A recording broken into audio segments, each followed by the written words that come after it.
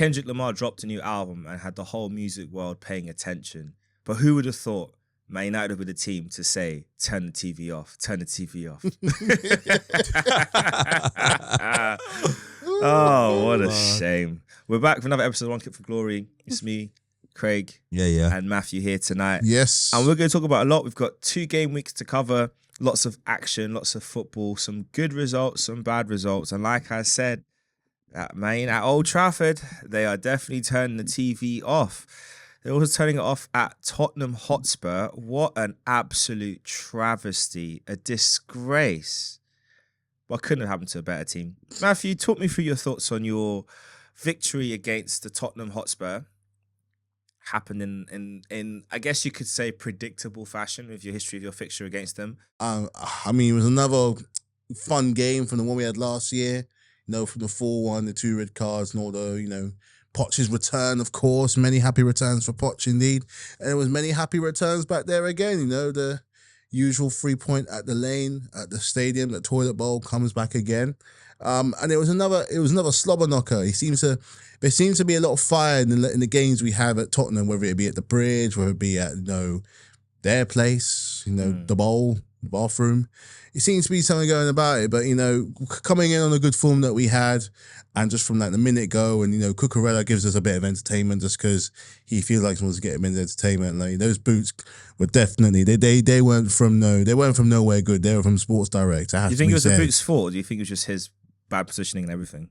I don't know. Maybe he lapsed back to Sideshow Bob days. Maybe he saw Graham Potter goes, "You think we would do what? You think we would do what?" Because he came through with Graham Potter, True. And maybe he saw, maybe he saw him in the crowd and thought he wants me to do this. I'm just gonna fall over and just do the electric slide or something. I don't know, but it's.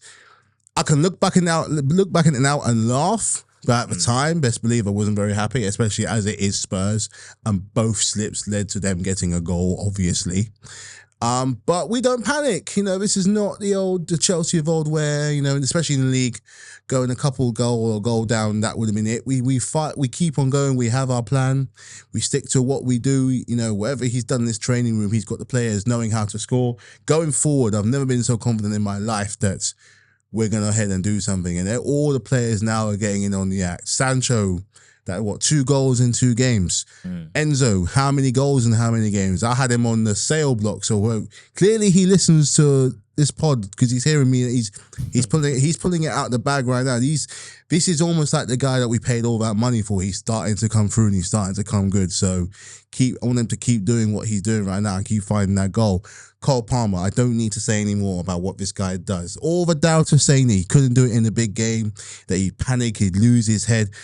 You don't Panenka a penalty in the 80-odd minute like that if you're not feeling yourself. If you're not, do you see his interview after that? His interview after the game, I think it was on match of the day. He just plays it off, man. He's like, there's nothing in it, man. Isn't it? It's just what I do. This is what I do. That's a guy who believes in not his height, but what he can do and how he can deliver. 12 penalties. 12 penalties, not a single one miss, and he just keeps on going. May I remind you, this guy hasn't reached 25 yet.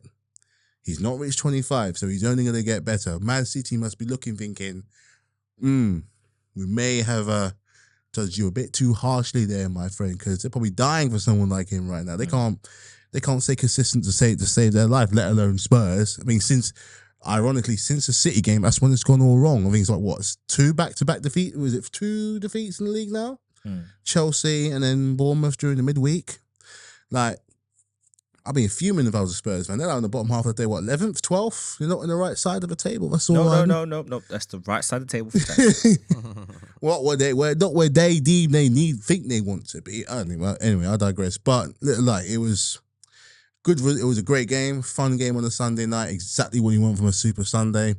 And we just come on song. We just keep on doing what we're doing. It could have been more goals than that. I think, especially from us, we had lots of other chances as well. But as long as every person is contributing to the game and going forward and just finding the back of the net, we're golden, man. We are so golden. Just a bit less on the entertainment to stress me out a little bit. You know what I mean? I think that's gonna be important, is getting that balance right, because you don't want to feel like you are making games more open than need to be. I think with that game as well, it's interesting because I feel like on a different occasion, Spurs could have and probably arguably should have won it. I can think about the chance at 2-1 when Son somehow, I don't know how the linesman didn't give us offside. The ball's played over the top, and I think it was Basuma was chasing after it, and then he lets the ball go because Son runs past him, and he curls it wide somehow. I don't know why he put it wide, but that could have changed the game.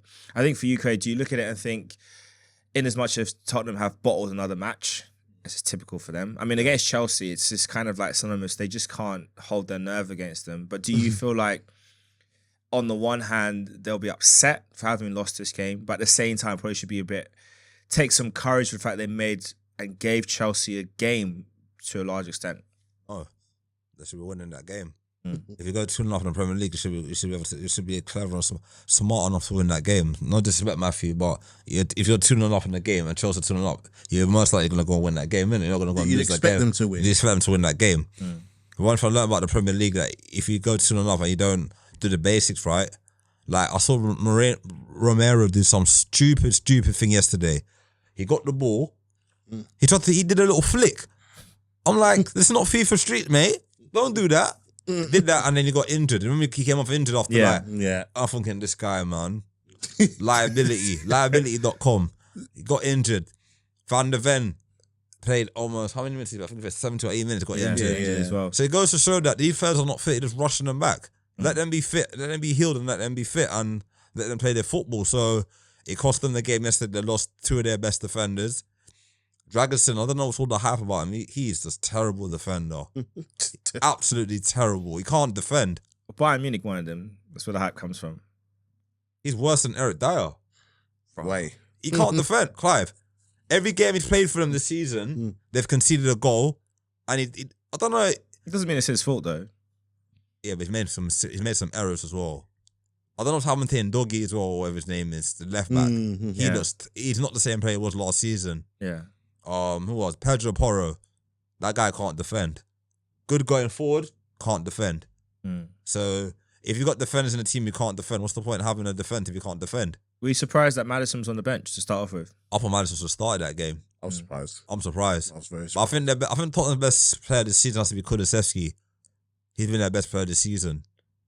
I think he's been their best player this season so far. I think that he's got a shot of like being their best player. I think he's just, every game he's impacting. He scored a good goal yesterday. He gets assists. He gets goals. He drives the team forward. One player that's really like disappointed me this season, I thought that he will step up again. He'll step up this season. Is Son. Ever since Harry Kane has left Tottenham, he's supposed to be the main man now. Take over the reins, be the captain, be the leader. He has not been leading by example this last season. Last season he was better. This year he's not. Goals wise, no.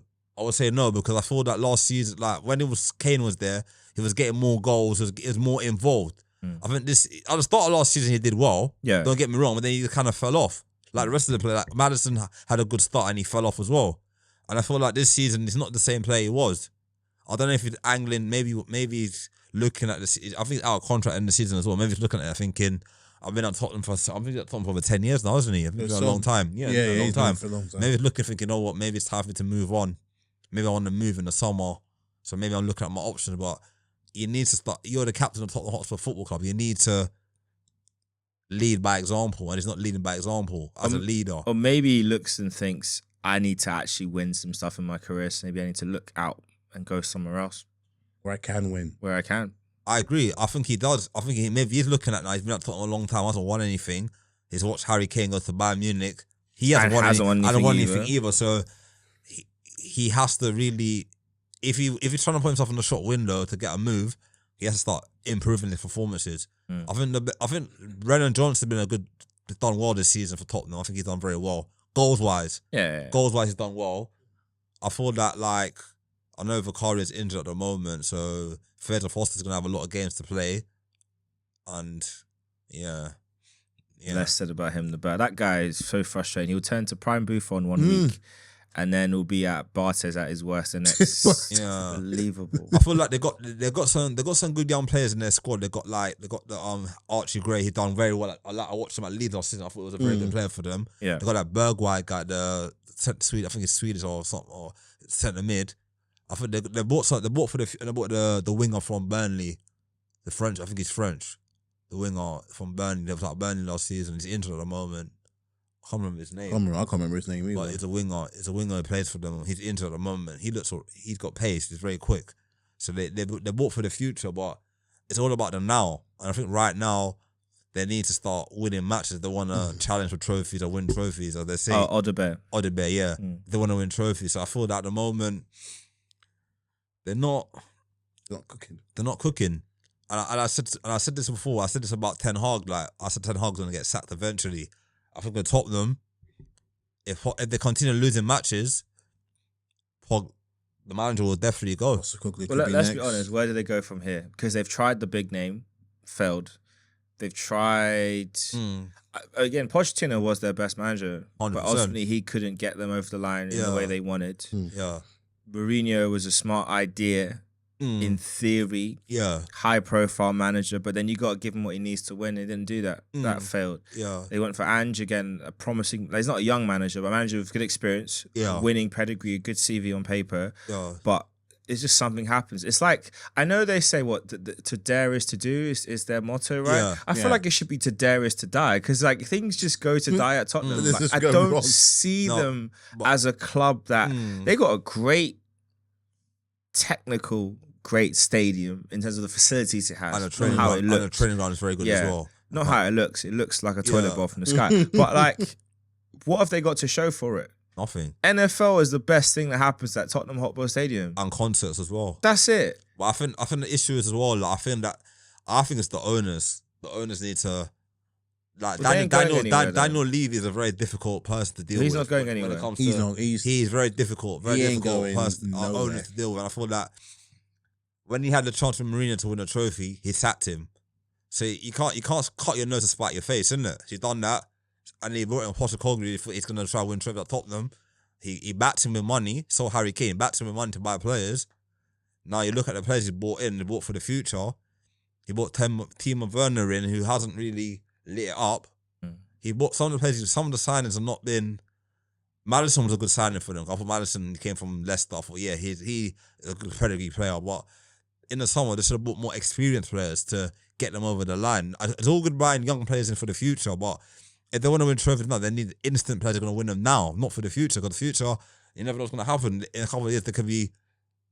So if you remember back in the day when Leeds back in the day, when they spent all that money on trying to get, they got to the semi-final Champions League. They got to I think they got to the semi-final of the UEFA Cup, one season, semi-final Champions League, and then they start spending money to get the top four or top three at the time, or top four at the time. They missed out and they came fourth. And I think David O'Leary was the manager, and then they sacked him, and then after this crumbled after the financial fair play. I think Tottenham have to be very careful they don't fall in that category where they continue sacking managers and trying to rebuild, and it's not working. They could end up going down the same way Leeds went. I mean, seriously, they could end up going in a relegation situation if they don't improve and try and think of a winning formula. Honestly. Also, I want to throw this to you, Matthew, as well, because it gets me thinking a lot about that game last season where, against Man City at the Tottenham Hotspur Stadium, I'm not calling it toilet bowl, but at their stadium, right? And all they had to do was get 3 points, or at least not let Man City win. And it would have gotten them into Champions League. Yeah. Obviously, it would have had a knock-on effect of helping Arsenal win a league title for the first time in over 20 years. So I can understand from a rival's point of view why the fans might not have wanted them to do it. But it's just I think that match, to me, is what's kind of broke the relationship between fans and, the players and the fans. I think that's where, because he was shocked at the fans' attitude to them being happy to lose. And let's be honest, Son missed that chance on purpose. No. Like, you can't tell me that it was an someone as good as him. We know what he can do. He missed that on purpose. Of course. And so I think that's when he got a real picture of what that's when he learned what Spursy really meant. Because we say it jokingly, but that's when Ange was like, this is why they mock us. Yeah. This is what it means to be Spursy. These lot really don't want to win. No. But for you, Matthew, do you think that match really kind of cemented this? And this is now what we're seeing is the after effects of that mediocrity playing out this season with Tottenham. Not just that match, but just how their actions have gone over the last how many years. You know, all right, They clearly want to compete with. They see themselves or have been lumped in with that low set of. Remember when they first got the Champions League back in 2010, back when they were first getting on the scene. You know, Liverpool were falling. Chelsea and United were going for it as usual. There was Arsenal, there was Liverpool, there was whoever else was going for it. And at a key moment there was Manchester City. And that, funny enough, in that game, Tottenham actually won to get that final spot into the Champions League. So ever since then, plus Redknapp was manager, they lumped them into that echelon of clubs where like they could be the ones. Plus they just came off a League Cup win, I think 2 years previous. That was back in 2010. We're now 14 years forward. They've got a new stadium. They've got a new set of players. But look around, like the vast majority of clubs have not only moved on, they've gained more success along the way. Chelsea have continued their success. Man United, you could argue, all right, they're from the Premier League stage, it's been 11 years, but they keep winning trophies every now and then. It also has to be said, Ten Hag got fired. He won back-to-back trophies in both of his seasons. True. Man City doing what they do. Liverpool finding a resurgence, first Premier League after 30 years. Arsenal finally having a competitive season for the first time in 20 years, their best chance ever. What have Spurs been doing in all that time? Just about getting to the Champions League and celebrating it. Just about getting into Europe and celebrating it. Not even getting. Even West Ham got further in their European tournament for all their bragging about being in the Champions League and this and that. West Ham got further than you. They got to the final and they won. Just to show. And the same manager that you sacked before League Cup final, he won the first of those trophies. He won the first one. And I think with Spurs, it's what they want. I think they're just happy to be there, to be part of that. It's a bit like having a BMW 3 Series diesel in a room full of Porsche 911 turbos. You might be German, but you ain't it. That's just, you ain't winning no races against a 911 turbo. Never let me tell you that. That's the thing, is this, what do they want? Like you said, their stadium is best known for being of the American football ground. And they're there how many times a year? Yes, it's a nice stadium, but what's it for? What's it for?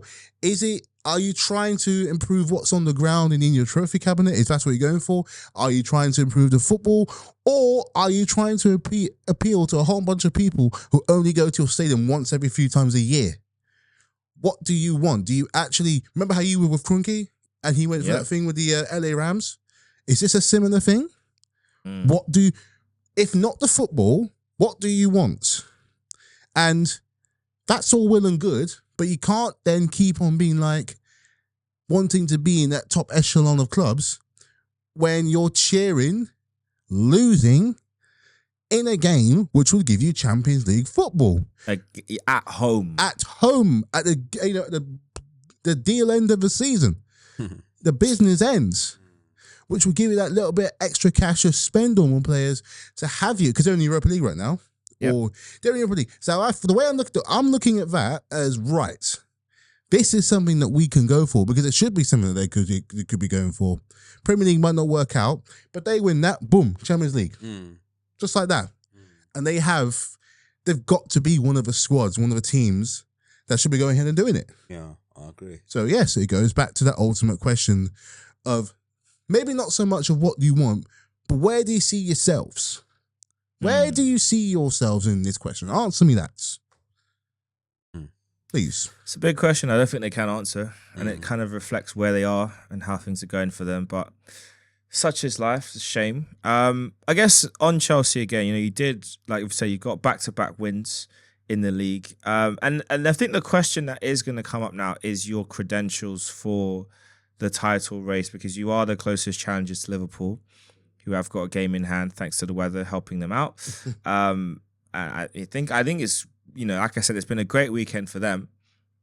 You had a very strong win against Southampton, beating them 5-1 in midweek before, a close win on paper against Spurs. But did you, at 2-0 down, did you ever feel worried about the game? I was not worried, not the word. I was concerned.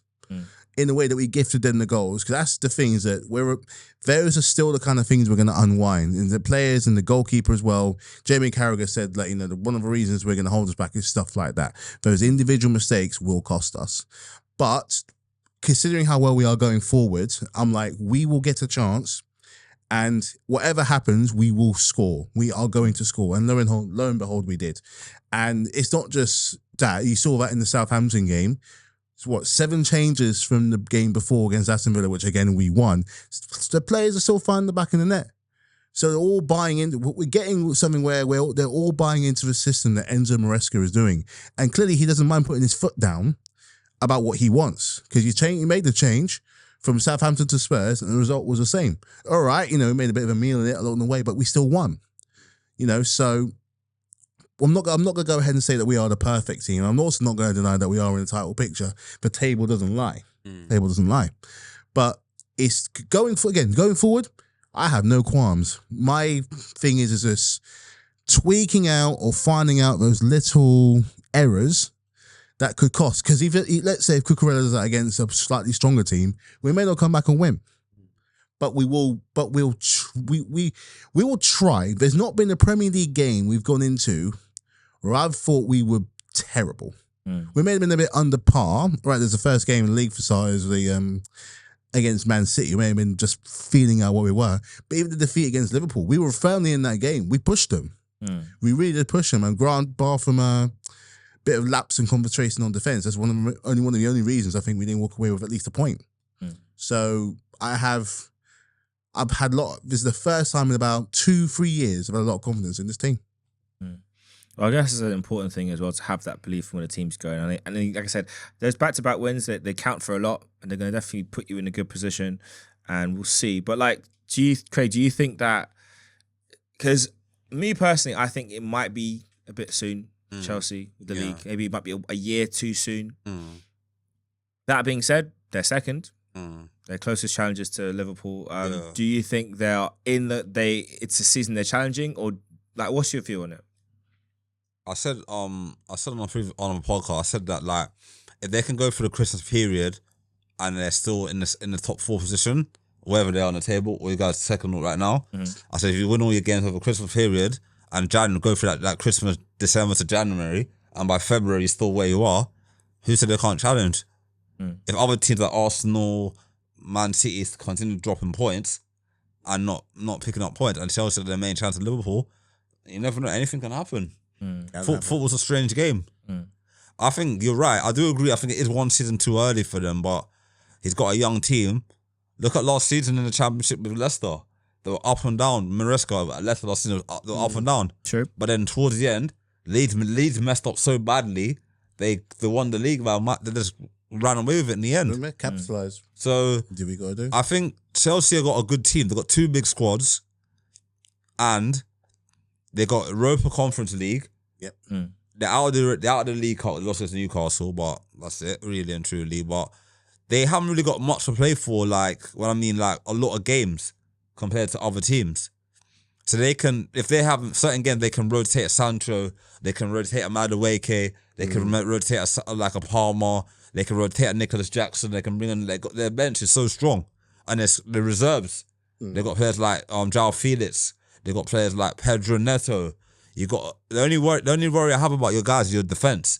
I think defense is where you're very weak. Centre backs, I would say, not very, like, obviously Kai said I have to play right back yesterday. So in that position, they're not very strong in that position because Reece James can't stay fit for love nor money at the moment. So is that an area they're going to address in the window or maybe in the summer? The goalkeeping situation, I still think you're really short on a world-class goalkeeper. I think Sanchez is okay, but not great. I feel he has his moments where he'll make world-class saves, then he'll make a bozo moment like against us last season, that game, the 2-2 draw, like against Bournemouth when he gave away a penalty. I think he's still got that lapse in concentration with him. He's not focused enough in matches where he can stay consistent. And I think if you want to get top 4, win the league, you have to be consistent. And I feel like if he makes errors in crucial games, like if you play a Man United at home, play like a Liverpool at home, or maybe Arsenal away, and you make a crucial mistake, that could cost you the league or cost you top 4. So it's all about consistency and about injuries as well. I think if you have a good run of less injuries, then maybe you could definitely challenge. But if you start picking up injuries, 1 or 2 injuries here and there, or loss of form or whatever, that's why I thought it could swing and it could swing your way, swing either way. So it's all about, like, Arsenal for the last 2 seasons have been very lucky. Before this season, we're very lucky with injuries and all that. Now this season, you see the injuries are picking up, the loss of form. We've not had the same defense all season. You see what I mean? See, if you have that injuries, that's what it could cost you guys. It's all about staying fit and consistency as well. So yeah, that is a big thing. Let's talk about Arsenal. We've had a mixed week, to say the least. I think, in the words of the meme creators online, I like big butts and I cannot lie. Shout out word to Saliba for doing the job. Sometimes, we're great with our set pieces, but sometimes you just got to, sometimes it goes in wherever it hits. And that worked against Man United. And obviously, we went into this game against Fulham, knowing Liverpool weren't able to play, knowing there's opportunity to close the gap and put pressure on them, I guess you could say, in terms of when that game gets rescheduled. But we weren't able to do that. Yeah. I think the fan base has been an interesting contrast of emotions. But for you, Craig, when you look at the 2 games as a whole and the performances, like, what are the things that encourage you and what are the things that give you cause for concern going into this really busy December period? I feel the Man United game, I know a lot of the pundits like Gary Neville were saying that, they'll complain about our set pieces and all that, but at the end of the day, like, Man United, he shouldn't be talking, because some of the things he used to do on a football pitch, some of the dark arts he used to do, and what Man United used to do back in the day, how they used to bully teams and all that, we're just doing our job. End of the day, we score goals from set pieces. So what? It's a goal. Yeah. We're not like handballing the ball in the back of the net. We're very good at scoring goals from set pieces. Is it going to work long term? We have to kind of change our game up as well. I thought we need to start scoring more goals, like, from outside the box and inside the box as well. Not all the time set pieces, because some games teams will finding workouts to do. But if it's working at the moment and we're winning matches, why not? Go for it.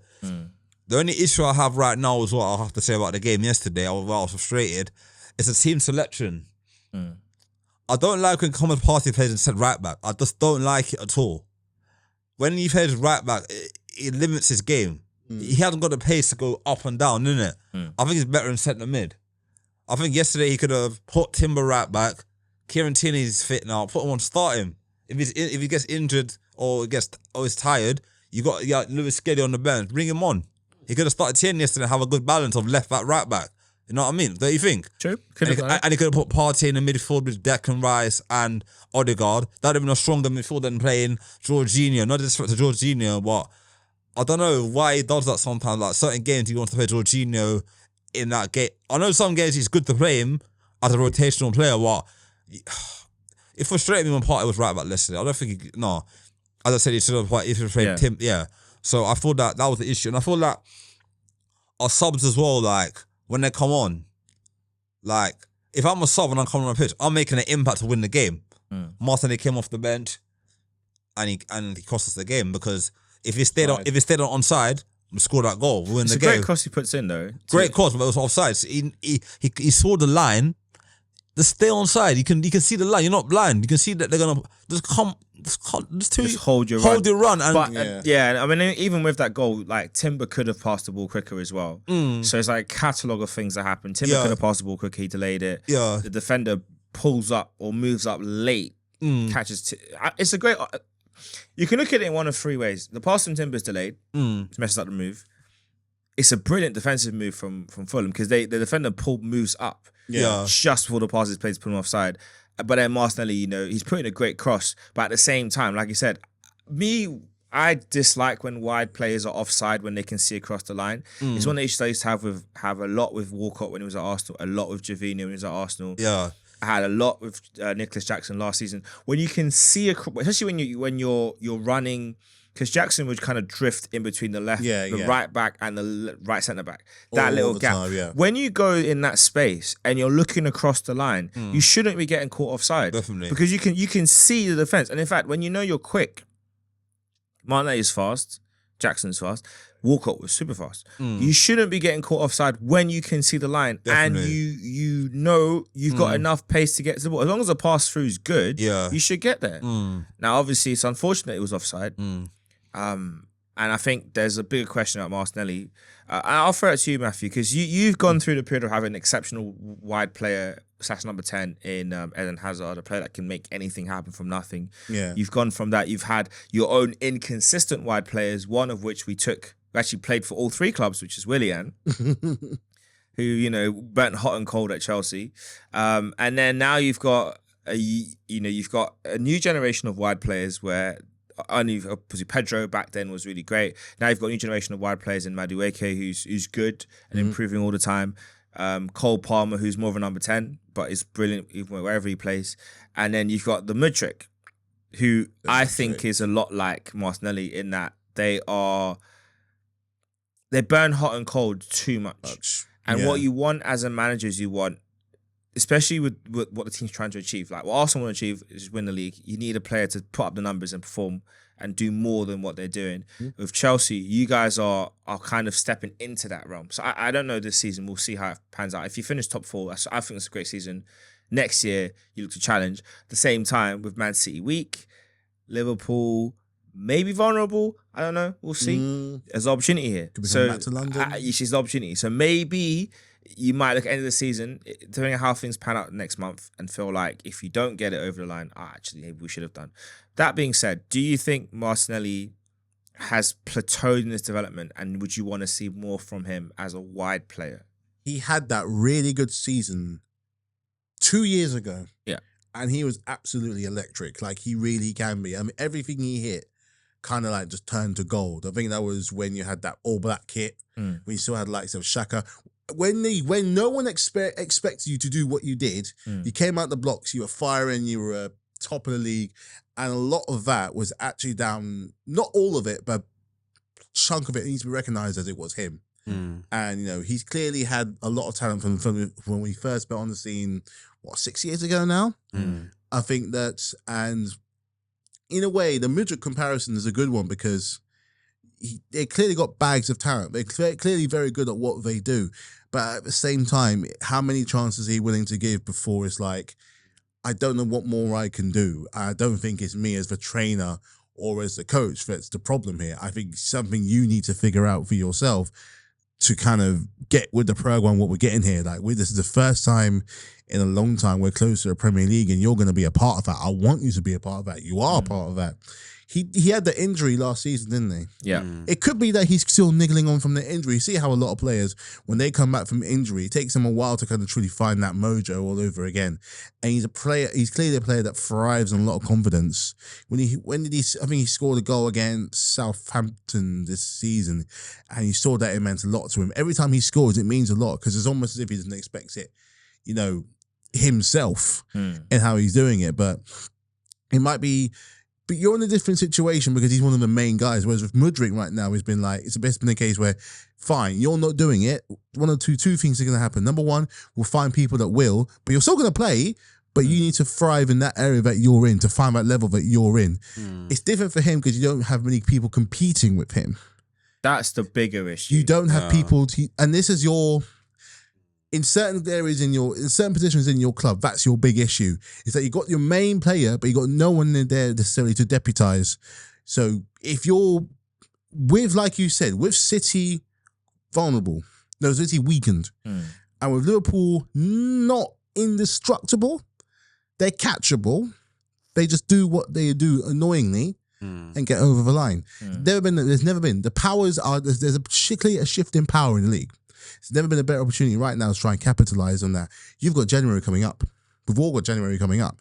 I'm not saying you should go ahead and buy a whole squad because for us it took 2 years to change. But you're in a good position where you've got players you can bargain with, players that you're looking at to be like, you can do a good spot here, even if it's just like a not a 6-month thing, but a buying in long term. Because clearly, maybe that's what he needs. Maybe he needs maybe he needs that competition to realise that, okay, this is what I want you to be aiming at. This is what you're going against, and this is going to be making a difference. Because maybe that's what he needs. Maybe he needs to sit there and be like, it's a bit of tough love, but the position where, like I said, the position that you're in, you're so competitive for the title. It might just be a thing. that you need. It's working with Mudryk. Yeah. Because when he's playing in the Europa Conference League, he's finding himself. And he's loving life. All right, he's making, like, at the end of the day, it's not the Champions League. It's not even the Europa League. But he's still getting the minutes to perform. But he's getting the minutes. He's getting the goals. He's making it work. And I think he almost looks like he's enjoying his football again. Yeah. I think maybe that's what he is. I think maybe Martinelli just needs to enjoy his football again. So you need to get someone that's going to compete with him. There's a lot of good players, left winger players in the Premier League or like abroad, like who could come in and challenge him, maybe even replace him in the team. They got Nico Williams at Atletico Bilbao.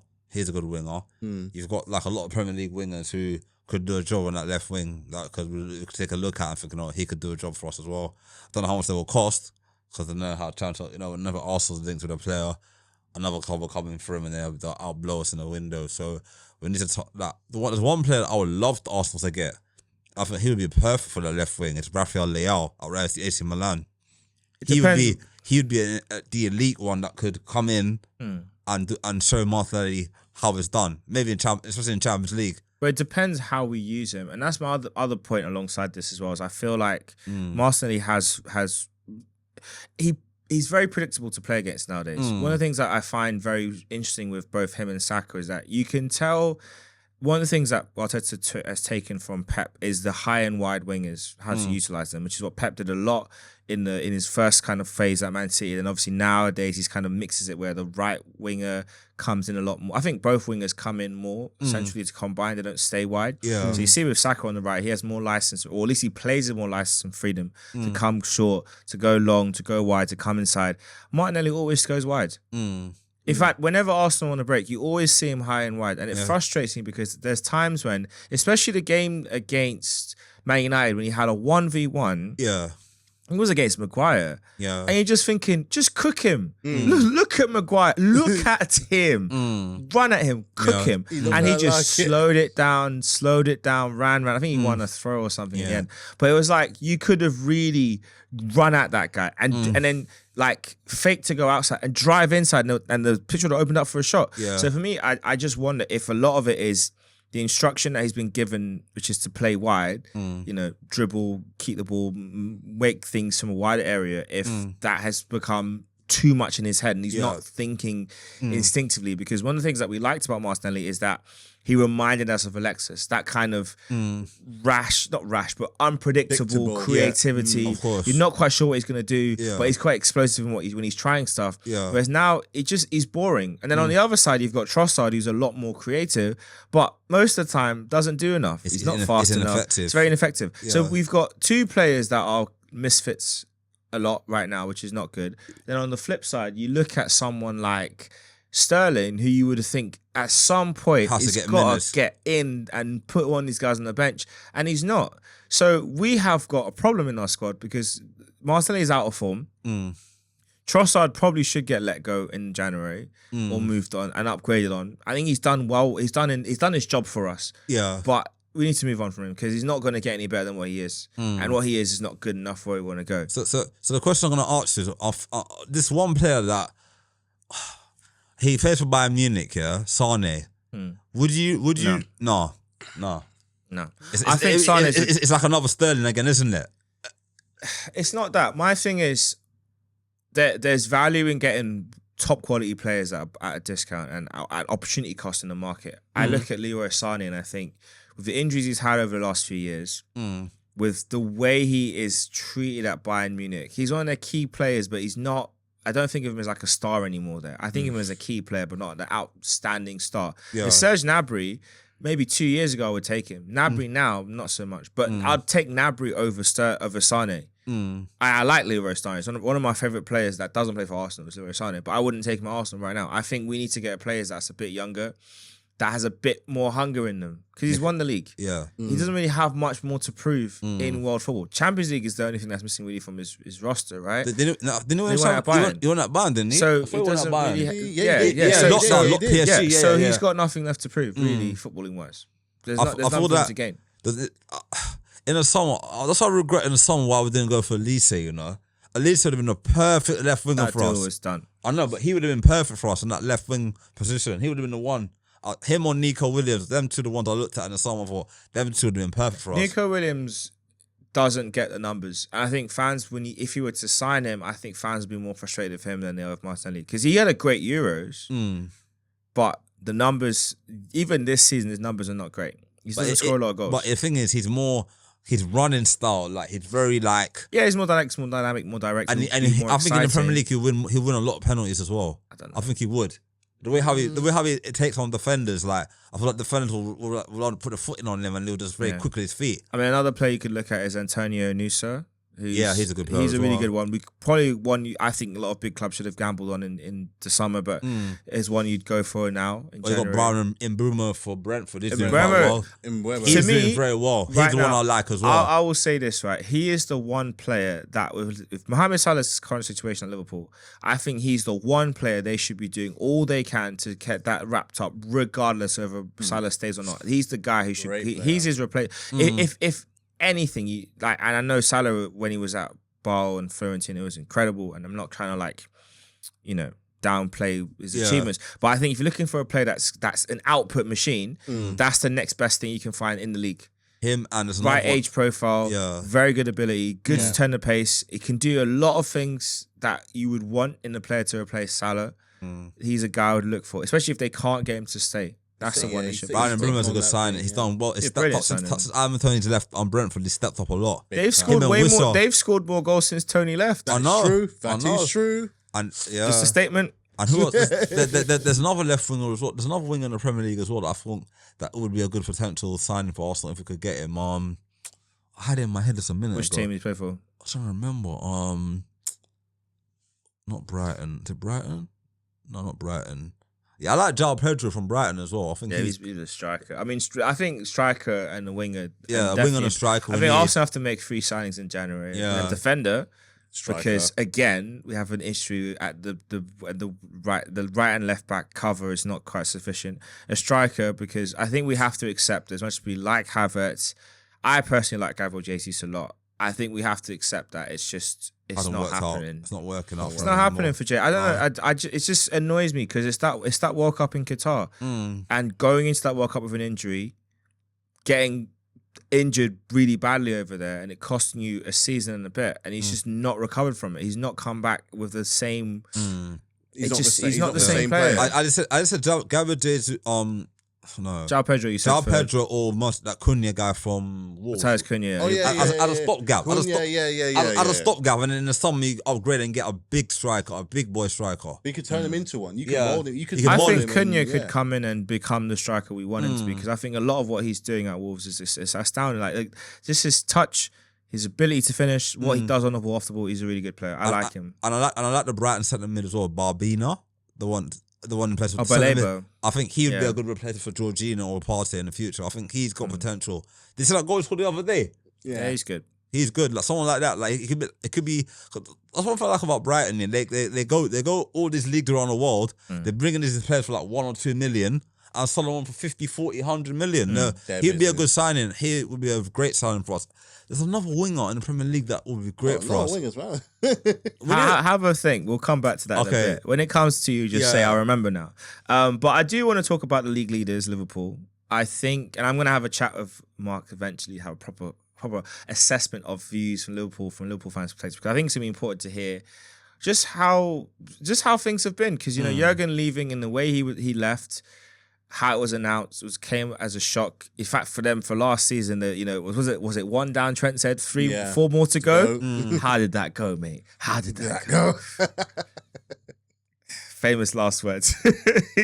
They got nothing else, but they've started off a new regime with a new manager.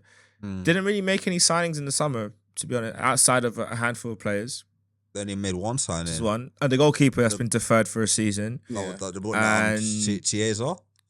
Again. So basically, no one new is in their 11 or in their squad in match days, and yet they have. It's almost like Liverpool of 3-4 years ago when they won the league in the COVID season. So it's really good to see how well they are performing and just what he's able to get from them. Because I look at them and I'm like, they're doing the thing you'd expect. They're very good at the front. Yeah. But for you, Matthew, how do you sum up and assess this Liverpool team? And ultimately, the second part of that question is, will they hold out and get all the way? They've done nothing much wrong since Slot has kind of taken over. I mean, he's clearly, there's a difference about them, and not as what's the word I'm looking for? They're not as explosive as they once were. I remember when they had, Sane, not Sane, Mane, Salah, Firmino. They were properly explosive. There's a bit more of a measure to them right now. Obviously, we didn't play on the weekend.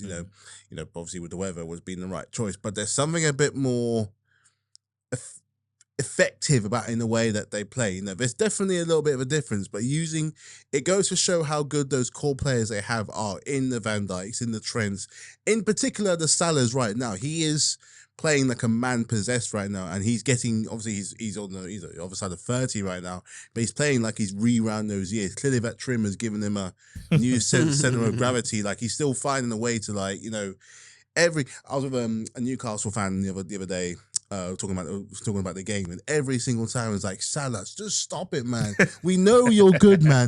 Just stop it. Because it seems to be like it's always him, where as much as he's part of a team, he is the go-to guy to get them out of jail. Yeah. Think of how many times this season he has got this team out of jail. Like, he could be playing for one or two things. He could be playing for a move to somewhere else. He could be playing to show Slot, like maybe there's someone threatening. He's already lost his two cronies in Mane and Firmino.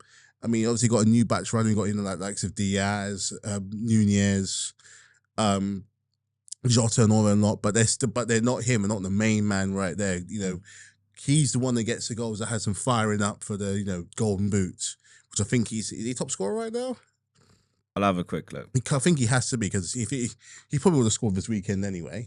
And I think he is, not to make them a one-man team, but keeping him fit and keeping him sweet is going to be pivotal to go to the next part of the question. Is if they keep him sweet, if they keep on in form and they don't get too many injuries, and they're able to manage that very, very hectic schedule coming up, because they're flying in the Champions League. They've got League Cups coming up next, without mentioning the FA Cup coming up soon. They clearly show that they're up for a fight. These players are clearly very, very fit. Could they go all the way? It's hard to say no. It's hard to say no. That being said, in a way, this December lot of fixtures will prove that. If they can come through this unscathed, and let's say they get one draw, but they don't lose in any of these fixtures, they have, let's say, half a pinky finger on the trophy come January. Let's say they got half a pinky finger, because we don't know what you guys are going to do. We don't know what City are going to do, because they're wounded right now, and yet they're only, they're 10 points off right now, but City is City. They'll come back in some way. Let's see what we can do. Let's see what we can do. But they're not indestructible. They're not like that level of when Man City were going for like an absolute machine. There's a very small vulnerability about that team. A team like Newcastle and Forest figured that out, plucking draws out of them. And you got a draw out of them. We nearly got a draw out of them. They're not out of reach. They're hard to play against, but they're not out of reach. Yeah. And like I said, a big part of that is keeping that man Mo Salah, the Egyptian king, keeping him sweet. Because if he has a dip or he gets injured, they're going to be looking at, not to call them a one-man team, but they're going to be looking at someone else, who's going to fight that the way that he does, who's going to be more awake, who's going to be more alert. Put it this way, those goals don't happen without him being alert and awake. That's very true. They don't happen. And he is the joint top scorer with Erling Haaland on 13 goals. They got Cole Palmer behind them on 11. And Chris Wood on 10, who is Nottingham Forest all-time leading Premier League goal scorer. Wow. Which, fair play to Chris Wood. I think you know my views on him. If you don't know, I'm very annoyed with him because of last season. Last season, it's a trend here. There's a few players that are on my hit list. He's one of them. Because he had one job and forgot his shooting boots. But now all of a sudden he's found them again. Keep that in mind, Chris Wood. There's a couple of fixtures coming up that I need you to do a job for me. Yeah? Say less, say less, say less. But yeah, I think they are well placed. Are Liverpool? I think they definitely need to get through this December, January period. The key thing is the contract negotiations with their three main stars. I think right now, there's also talk about the reasons why it's taking so long. I was reading this thread on X about what's happening, and it seems like they are, because the big challenge they have is you got their three best players all due for a new contract at the same time. And if you go based on value to the club, Trent probably should get paid the most because he's the youngest of the three. But then Salah is the best player of the three. So he equally should get the best. And Van Dijk is pretty indispensable. He's the captain, isn't he? And he's a captain. So I don't know how they're going to do it numbers-wise, but I think whatever way you spin it, it's going to cost them in excess of 250, maybe close to 300 a week per player. Sweet. Which at that point, it's the return, isn't it, on the investment? It's hard. I honestly feel that like it's a hard one. Like, if say Trent, for example, wants to leave or goes to Real Madrid, for example, Real Madrid will link to him or some like that's the link I've been hearing a lot. They can't. They've got a replacement. They can replace Trent. Yeah, but they can replace They Trent. can replace him with Bradley, right? Bradley, the youngster. My issue is not so much replacing him in terms of like a playing style on the pitch. It's more the symbolism of him leaving. Know, the culture. This is the academy guy that's grown up through Liverpool. He's gone from watching Steven Gerrard, I think playing alongside him briefly. No, he didn't. Watching Steven Gerrard, being coached by him, going and becoming the main man at Liverpool, winning the league and Champions League. You're making history of your boyhood club to then go to Real Madrid. I don't know. To me, I don't know how the fan base would react to that. It's one thing to lose a player like, say, Robertson for some situation and he had opportunity to go, or losing like even Salah leaving, or McAllister or something like that. Even Salah leaving, it will hurt, but it won't. Because at the same time, you're like, well, he's done it all for us. Like, if Salah was to leave end of the season, you and they win the league, that's two trophies won. Yeah, you kind of live with it. Like, okay, he's done what he had to do for us. He's moved on to something new. Yeah, but Trent to go as he's entering into the prime years of his footballing career, nah, homegrown lad, you know, he won't look good. I know, many years ago, like Steve McManaman was like one of Liverpool's like good players at the time. Yeah, he left. He was an academy boy as well. Came from the academy, everything. He left. He went to Real Madrid on a free transfer. But was he as good as Trent? He was a very good player. He was a very good player. He was a very good player back in the day. He was very good. I don't know if you.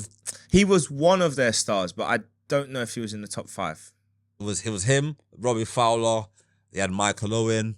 That generation of players. In that generation. So when you start adding the other names, like, well, actually, he was good, but he scored some. But he went to Real Madrid, so clearly he wasn't a scrub. Like, he was a good player, but I think Trent's better and more important to Liverpool than McManaman was at that time. So if you're owner right now and looking at like these three players, Trent, Van Dijk, or Salah, who would be your top priority to keep, and who would you top priority to know what we're gonna let you go in the season? I've said mine. What's yours? To keep, bench, sell. Yeah, I'm keeping Trent. I'm keeping Trent. Same. That homegrown tie is far too, especially for a club like Liverpool that pride themselves on it. It's gonna be, it's gonna be almost irreplaceable in that terms of how he's grown up. So you'll keep Trent, and then you'll get rid of you'll keep Trent and Salah and Dijk. So I guess that's the question. So which two do you keep? Yeah, because realistically, all three of them. I'm keeping. Then in that case, I'm keeping Salah and Trent, and get rid of Van Dijk. Because I think with as good as Van Dijk is, it's not easier, but the hole isn't as big to replace as those two. So keep, bench, sell. Keep Trent, bench Salah, sell Van Dijk. I think it depends how they perform next. To me, it's between Van Dijk and Salah. It all comes down to what performances you'll get next year, because we can all think of matches this season, the last couple of years, where Van Dijk's been at fault for goals because how he defends and positions himself is not quite what it used to be. So there's been a number of games and you think, he's been at fault here and there, but at the same time, he is still their leader. He's one of the best defenders in the league. So to replace him is going to be very, very difficult. So you're going to have to sign 100 million pound player, yeah. or 80 million pound player to replace Or a him. very good, promising young player that you kind of stumble through half a season with them making a couple mistakes. And who could replace him though? Who could replace Van Dijk at the back at Liverpool? Well, If you look at the defenders in the Premier League, there's few and far between the players that could really replace him. Do you know what I would do? It wouldn't happen, but you know who I'd go and get? Who? Jared Branthwaite from Everton. I think Mark Gay is a good player, but I don't know. Is he? Players- He would be a starting point. He would be a starting player, but him and Konate at the back, they're both quick defenders. But I think That would be a smart signing, but then Yeah. you also have to give him the ground to grow into the role. Like I wouldn't want Liverpool fans seeing him as the Van Dijk replacement. replacement because then that pressure of my captain's gone, you've now come in to replace him. That's a lot to carry. Yeah. I think ability wise, he'd make the step up. I think it'd be a great signing. He's the only one I can think of. Like, good Him, defender. Ezri Konza is another one you could think of. Konza, would he want to leave Villa and go to Liverpool? I know. It's Liverpool. That's I true. mean, Yeah. Villa are big, but Liverpool are. But Villa got a project at the moment. They're trying to do something. So for Conte, they'll probably pay more. yeah. They'll pay more for Conte. But I think Gray would be a good shout. Gray is a good. I want him at Yeah. Arsenal. Honestly, to replace good. Kivior. I want him to replace Kivior. But yeah, it's gonna be a tough one for them to figure out.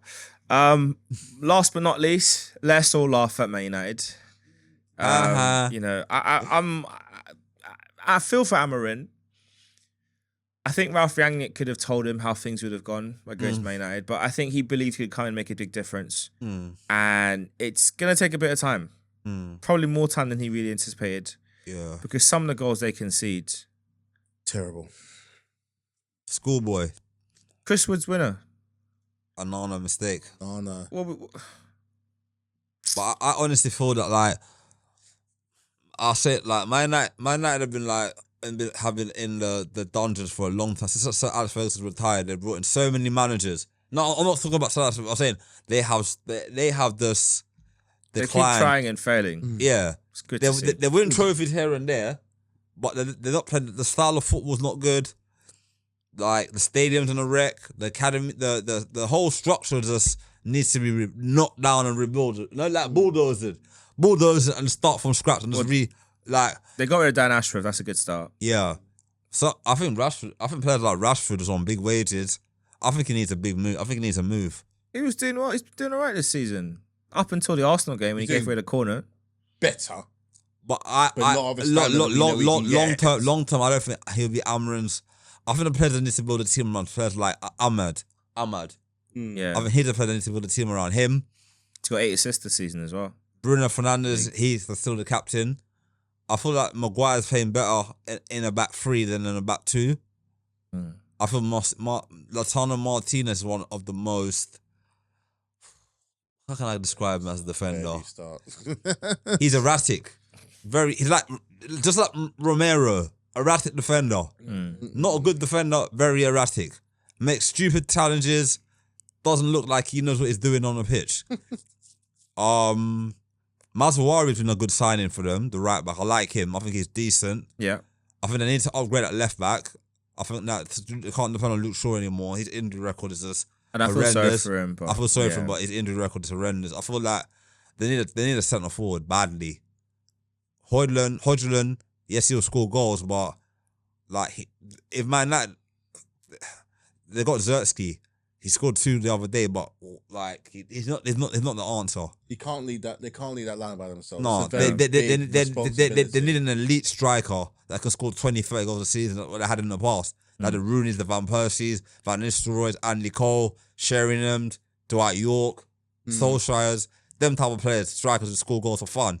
They don't have that, and Cantona back in there as well. They don't have that type of striker anymore. They're hard to find though. I know. They cost a lot. You I know. pay that big money, or you go for someone older. And the question is, does Amorim honour his word and leave Gyökeres till the summer, or do they just try and make a move for him in January? Because They need that would be a something. great piece. I mean, if they sign him and maybe someone on one of the wings to kind of give the additional creativity, Yeah. might start looking at it a bit differently. And I feel that Kobe Mainoo is a good player as well. I think he's a good young player, but the thing I worry about him as well, that the way how United are playing right now, they're struggling. I don't want him to stagnate as a player. I feel like at United he might stagnate and end up getting into bad habits like all the other players at United who come through, and then they don't his progression kind of. I think one of the big issues they have Yeah. a lot is when they bring through young players, the expectation on them to perform is way too high. Like That's what I mean. That's what I mean. Yeah, that's what I mean. Yeah. Because it looked exciting. You thought, okay, they finally got the new Darren Fletcher with a lot more mobility. Yeah. I think that's a good compliment. I was never going to compare him to the other greats, but I think that was a good comparison to have for McTominay. But then it just hasn't worked out, and look at him bossing it for Napoli.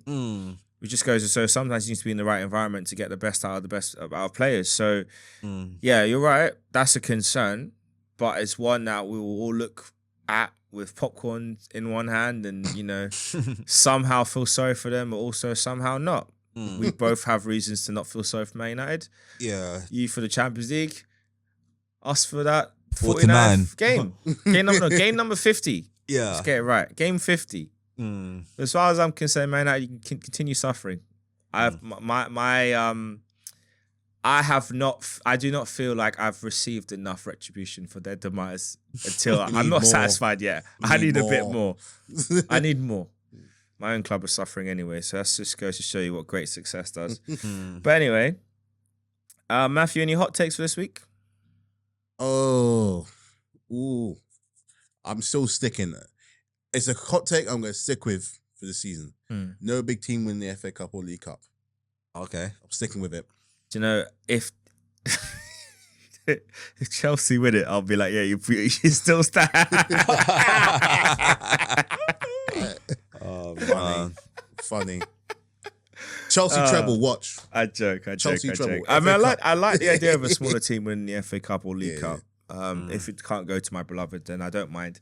But yeah, I think we'll call it a night there. Currently in the league, West Ham are playing against Wolves as of recording. The score is El Sakako, as it's been referred to online, is 2-0 to West Ham. They are leading. This might be Gary O'Neill's good night. What a shame. Kudus and Souček with the goals. Lopetegui finally getting a tune out of his team. Obviously, West Ham players are playing for Mikel Antonio, who's in hospital following a car accident he had at the weekend. And he's going to be out for at least a season. So wish him all the best in his recovery. And we'll be back next week and we'll see what our team can do. Finally, before we go, let's have some predictions for the upcoming games this weekend. There's a lot going on, a lot to play for. And I know I want to see my team do well because, it's not everyday draw. But we're going to be in London for the rest of the month, so that's good times. So first off, Arsenal versus Everton at home. 4-0 win. 3-0. Arsenal all the way. Liverpool versus Fulham at the Anfield. Draw. 2-1 Liverpool. I think Liverpool win as well. I'm not expecting Fulham to be any favourites, even though they owe me. Newcastle versus Leicester at St James's Park. The way how Van Nistelrooy's playing right now with them, they haven't lost a game since he's been in charge. So I'm going to go for a draw. For Leicester win. I'm going for a Vardy goal because Michael Owen's fired shots at him. He's 8 goals away from Michael Owen's Premier League record. Really? Wow. Of all-time goals. And Michael Owen was firing shots at him this week. So I think Vardy will get there this season and will take it. Yeah. So I'm actually going to back Leicester to win. Wolves versus Ipswich. Wolves need to win. If they lose this tonight, they have to win. But I think Ipswich is away. Wolves are at home, yeah. Ipswich are away, yeah. Ipswich got a good striker in that guy, Delap. I think he's a good little striker, He looks decent. He's going to get a big move. Who would have thought Rory Delap's son would turn out to be a great striker? I know. It's crazy, isn't it? I know. I think I'm gonna say a draw. Sure. Ipswich are better away than at home, so I'm going for an Ipswich win. I think if this is Gary O'Neill's last game against Ipswich, I think the players will turn up for him. I think they'll win. Nottingham Forest versus Aston Villa. Oh, dude. I'm going Forest win. Forest win? Yeah, because the derby game as well. I'm going for a spicy draw. Both clubs have a red card. I'm going to back Forest. I don't know why. I just feel like I want to back them. Brighton versus Crystal Palace. Oh, that's a derby, isn't it? Derby rivalry. These games, yeah, I'm telling you something. Every time they've played each other recently, they've always been draws recently.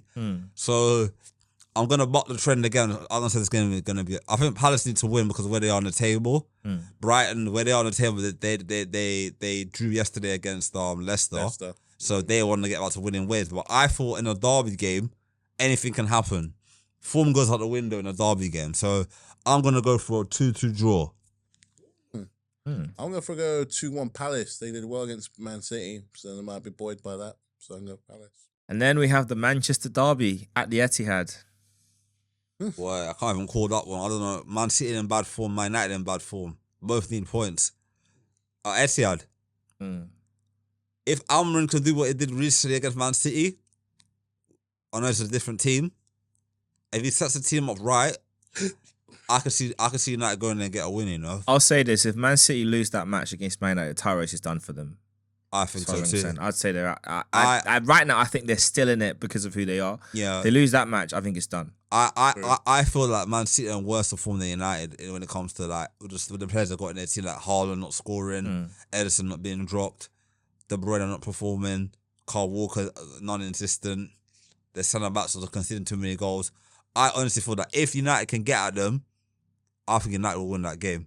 United just have to have a solid defence. Yeah, have a solid defence. If Onana can have a blinder, then I think United will win that game. Who are you backing? I'm going for United. United as well. I don't like either of them. So if they could both lose, that'd be great. But I'll settle for a draw because that's close enough. Chelsea versus Brentford. That's a derby weekend, isn't it? Yeah. It's springing up. 7 Love it. p.m. I feel like, see with Brentford, at home, no one can beat them at home. Cause I work there. They're away now, though. Every time I go there, they win. They don't lose. So I feel, after what Brentford could do is go for a draw. That'd be perfect for all of us, or for us too. But it'd be. I think Matthew will be alright with a draw. No, but Brentford. Ask Enzo. No. Ask Enzo, man. No, but True. Brentford have got Chelsea's numbers. Since they've been in the Premier League, I think they only lost to Brentford once. Brentford only lost to them once in the Premier League. But we got people's numbers, man. So I'm gonna. Yeah, but Brentford have scored early goals this season. I'm backing Brentford in this game for a draw. I think it's going to be a draw. I'm not worried about that. London at all. derby draw. I mean, no, West London derby draw. Okay. I'm going 3-1 Chelsea. Yeah, I'm going to go with Chelsea as well. Southampton versus Spurs. Oh my god. The worst versus the worst. Which defense who's on top? It's literally a mid-off. Yeah. Let me tell you this here.